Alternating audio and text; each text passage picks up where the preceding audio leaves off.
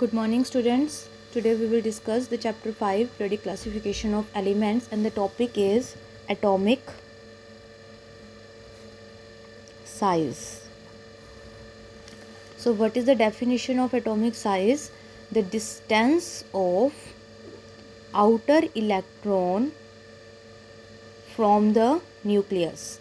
Outer electron का nucleus से जो डिस्टेंस है उसे क्या कहा जाता है? Atomic size. The distance of outer electron from the nucleus is called atomic size. तो इसके अंदर हम दो तरह से मूव करते हैं, left to right and one is top to bottom.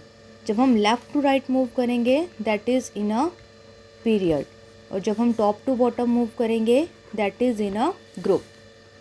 तो लेफ्ट टू राइट जब हम मूव करते हैं तो उसके अंदर एलिमेंट्स जो कंसीडर होंगे that are lithium, beryllium, boron, carbon, nitrogen, oxygen, fluorine and neon.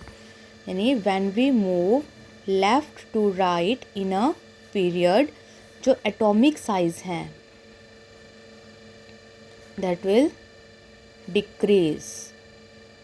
Atomic size decrease क्यों करता है? Because electron enters into the same principal shell. Like जो लिथियम है उसका एटॉमिक नंबर होता है 3, so configuration will be Kl2 and 1. तो यहाँ पर जो इलेक्ट्रॉन है वो फर्स्ट इलेक्ट्रॉन कौन सी शेल के अंदर एंटर कर गया? एल के अंदर. उसी तरह जो बेरिलियम है उसके अंदर एल के अंदर 2 इलेक्ट्रॉन होंगे, बोरोन के अंदर 3, 4, 5, 6, 7, 8. यानी जो इलेक्ट्रॉन है वो कौन सी शेल के अंदर एंटर करते जाएंगे? एल सब शेल के अंदर. यानी प्रिंसिपल शेल कैसी रहेगी? सेम.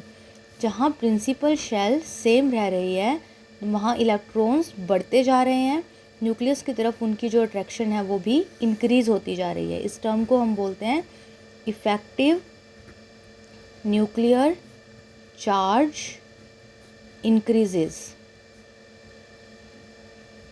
यानी एटॉमिक साइज क्या करता जा रहा है? डिक्रीज. और सेम प्रिंसिपल शेल के अंदर इलेक्ट्रॉन एंटर करते जा रहे हैं. इस वजह से आउटर इलेक्ट्रॉन्स की न्यूक्लियस की तरफ जो अट्रैक्शन है वो इंक्रीज़ होती जाएगी. इसका मतलब क्या इंक्रीज़ हो रहा है वहाँ पर? Effective nuclear charge. और इफ़ेक्टिव न्यूक्लियर चार्ज इंक्रीज़ होने की वजह से जो साइज़ है वो कैसा हो जाता है? डिक्रीज़. तो आपको रीज़न क्या लिखना है? लेफ़्ट टू राइट जो एटॉमिक साइज़ है वो डिक्रीज़ करता है क्योंकि जो इलेक्ट्रॉन है वो सेम प्रिंसिपल शेल के अंदर एंटर करता है, जिस वजह से इफ़ेक्टिव न्यूक्लियर चार्ज इंक्रीज़ हो जाता है और साइज़ डिक्रीज़ हो जाता है. But when we move top to bottom like lithium,